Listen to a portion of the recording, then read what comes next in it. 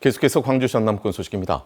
지역의 정치권과 시민단체, 종교개혁 등 각계각층이 한자리에 모여 윤석열 대통령의 신속한 파면을 촉구했습니다.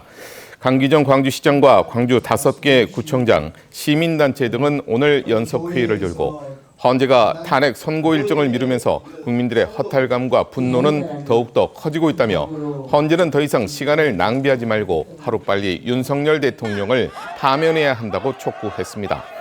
5.18 단체도 기자회견을 열고 윤 대통령의 파면과 처벌은 민주주의 회복의 시작일 뿐이다며 내란 수괴범의 즉각 파면과 처벌을 위해 5.18 영령과 광주 시민 모두가 끝까지 투쟁할 것이라고 강조했습니다. 한편 대통령 탄핵 심판 선고 기일이 사실상 다음 주로 미뤄지면서 광주 시민단체는 이번 주말에 열리는 탄핵 촉구 집회에 시민들의 총집결을 호소했습니다. 담양 군수를 뽑는 4.2 재보궐선거 공식 선거 운동이 오늘부터 시작됐습니다. 더불어민주당 이재종 후보는 담양 백동 사거리 아침 출근 인사를 시작으로 창평시장 등에서 집중 유세를 벌였고 혁신당 정철원 후보도 백동 사거리에서 출근길 유세에 나선 뒤 국립 5.18 민주묘역을 참배하며 공식 선거 운동을 시작했습니다. 이번 재보선은 오는 28일부터 이틀 동안 사전투표가 다음 달 2일에 본투표가 진행됩니다. 한편 중앙선거관리위원회가 주관하는 담양 군수 재선거 법정 TV 토론은 오는 25일 오후 2시에 광주 MBC 공개홀에서 생방송으로 진행됩니다. 영암군에서 구제역 2건이 추가로 확인됐습니다. 전라남도는 어젯밤 영암군 최초 구제역 발생 농가에서 1.5km와 2.1km 떨어진 농장 2곳에서 구제역이 확인돼 해당 농장을 중심으로 집중 소독 등 긴급 방역 조치에 나섰다고 밝혔습니다. 전남에서 발생한 구제역은 영암 11건, 무안 1건 등 모두 12건으로 늘었습니다. 5.18 민주화운동을 폄훼한 언론 매체에 광고비를 집행한 전남 지자체들이 사과에 나서고 있습니다. 담양군은 오늘 입장문을 통해 이유를 막론하고 5.18 정신을 모독한 매체에 광고를 실게 된 것에 대해 책임을 통감한다고 밝혔고 보성군도 시도민과 국민들에게 진심으로 사과한다고 말했습니다. 앞서 나주시도 광고비 지원을 전면 중단하겠다며 소중한 예산이 낭비되지 않도록 철저히 관리 감독하겠다고 약속했습니다.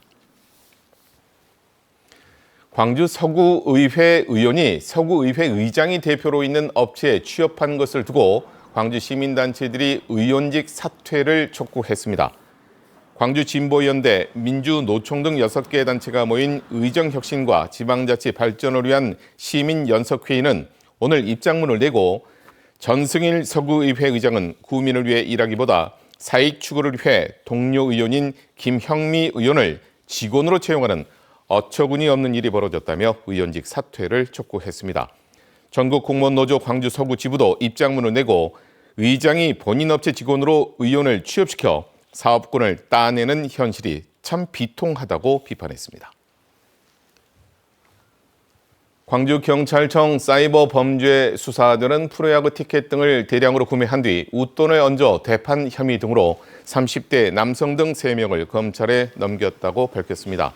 이들은 지난해 10월부터 최근까지 한국 시리즈와 가수 콘서트 티켓 등을 되팔아 6,400여만 원의 부당 이득을 챙긴 혐의를 받고 있습니다. 경찰은 매크로 프로그램을 이용해 표를 대량으로 구매할 수 있었던 것으로 보고 안표 단속을 강화하겠다고 밝혔습니다. 식민지와 전쟁 그리고 분단과 독재 속에서도 평화의 메시지를 전파해온 윤공희 대주교의 삶을 엮은 평전이 윤 대주교에게 헌정됐습니다. 광주 전남 김대중 재단이 마련한 대주교 윤공희 헌정식에는 염수정 추기경, 전현직 광주 대교구장 등이 참석해 거칠고 야만적인 순간에도 역경을 숭고하게 만들었던 윤 대주교의 75년 사제 발자취를 축하했습니다.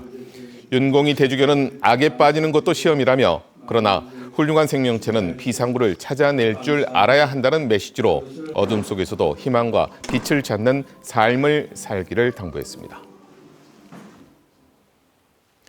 광주 교육발전특구가 교육부의 교육발전특구 시범지역 운영평가에서 우수지역으로 선정됐습니다. 광주시와 광주시 교육청은 오늘 이주호 교육부 장관이 참석한 가운데 보고회를 열고 지난해 교육발전특구 시범지역으로 지정된 이후에 적극적인 교육혁신을 추진한 점이 높은 평가를 받아 우수지역으로 선정됐다고 밝혔습니다. 교육발전특구는 인공지능과 반도체 산업 등과 연계한 공교육의 혁신으로 수요자 맞춤형 인재를 양성한다는 점에서 높은 평가를 받았습니다.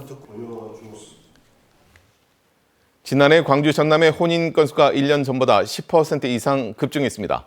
통계청이 발표한 혼인, 이혼 통계에 따르면 지난해 광주의 혼인 건수는 5,688건으로 2023년보다 10%가 증가했고 전남은 7,049건으로 14.5%가 급증했습니다.